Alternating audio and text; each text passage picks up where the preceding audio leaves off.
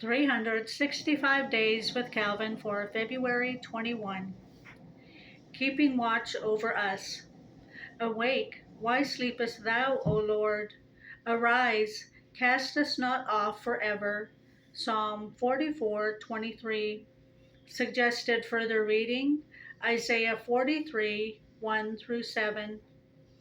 In this verse, the saints express the desire that God, in pity for them, will at length send them help and deliver them.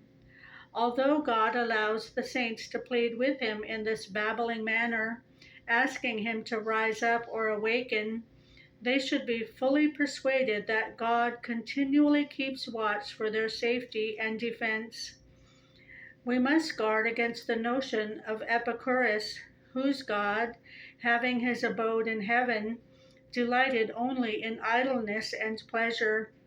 But since the insensibility of our nature is so great that we do not fully comprehend the care that God has for us, the godly here request that God will be pleased to give them some evidence that he is neither forgetful of them nor slow to help them.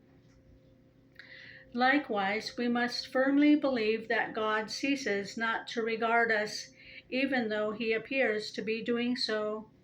Yet such assurance is of faith and not of the flesh. That is to say, it is not natural to us. Thus, the faithful often give utterance before God to this contrary sentiment, which they conceive from the state of things as they see it.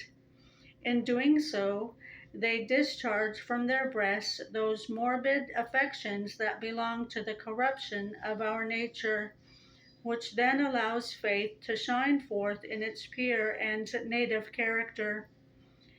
It may be objected that though nothing is more holy than prayer, prayer may become defiled when some froward imagination of the flesh is mingled with it.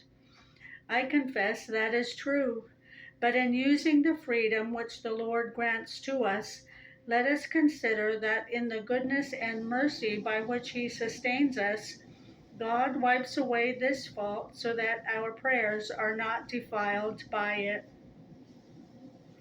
For meditation, just as our eyelids protect our eyes every moment of a day, so God watches over us and protects us moment by moment. Think of some ways that God protects you without your being aware of it. The reading for February 21.